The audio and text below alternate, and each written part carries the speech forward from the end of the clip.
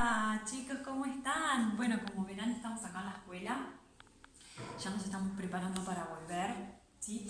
Y lo que vamos a trabajar hoy es números fraccionarios esta semana, ¿sí?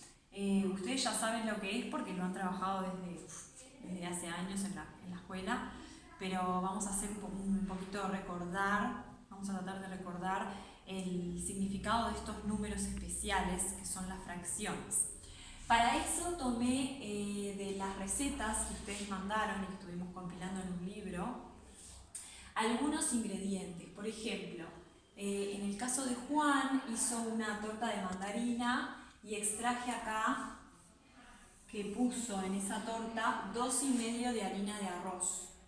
En el caso de Nicolás hizo una torta de manzana y acá extraje esta cantidad, este número fraccionario, que es la cantidad de 1/4 de cucharadita de sal. Y en el caso de Josefina extraje esta cantidad fraccionaria, que es 1/3 de manteca, ¿sí? Bien, ¿qué pasa?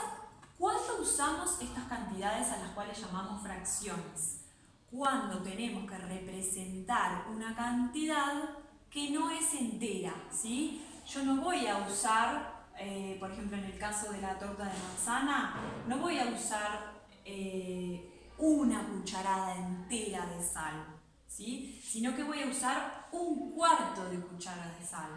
Eso quiere decir que a esa cucharadita de sal, imagínense que esta fuese la dimensión de la cucharadita de sal, yo la voy a dividir en 4 partes, ¿sí?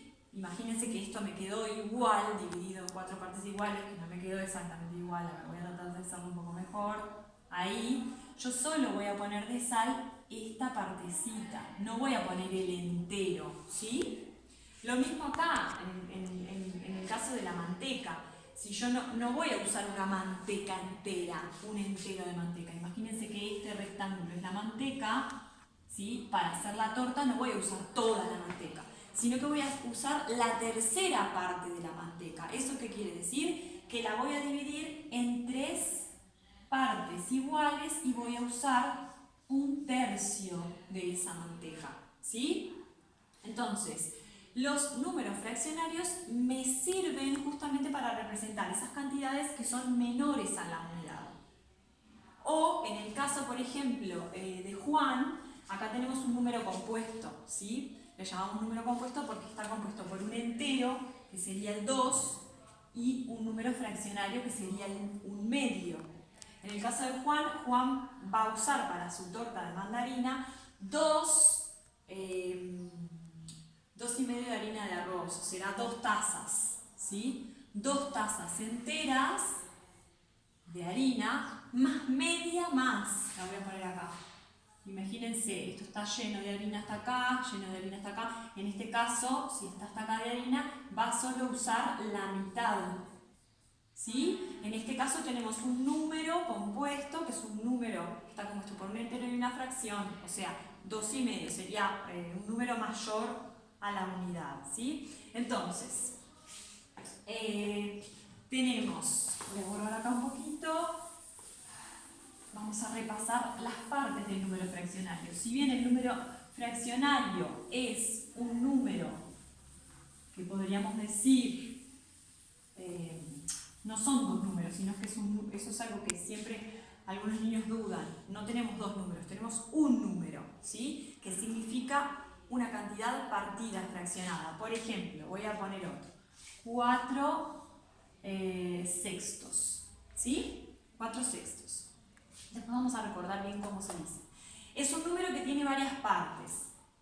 El número de arriba se llama, ustedes ya lo deben saber, pero lo vamos a recordar, numerador,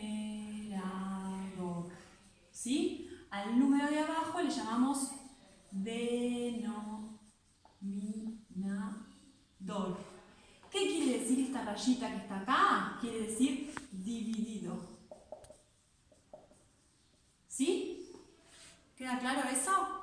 Bien, entonces tenemos 4 sextos.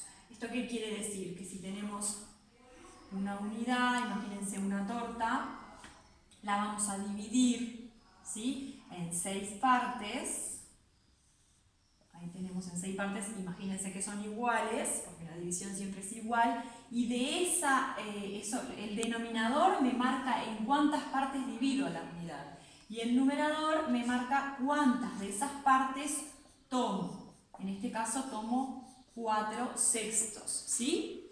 ¿Cuánto le faltaría a esta cantidad para llegar a la unidad? Bueno, nos fijamos acá, faltarían 2 cuadraditos, por lo tanto faltarían 2/6. Si yo junto 4/6 más 2/6, llego a 6/6, que es igual a 1. ¿Por qué es igual a 1? Porque yo acá les conté que esta rayita quiere decir dividido.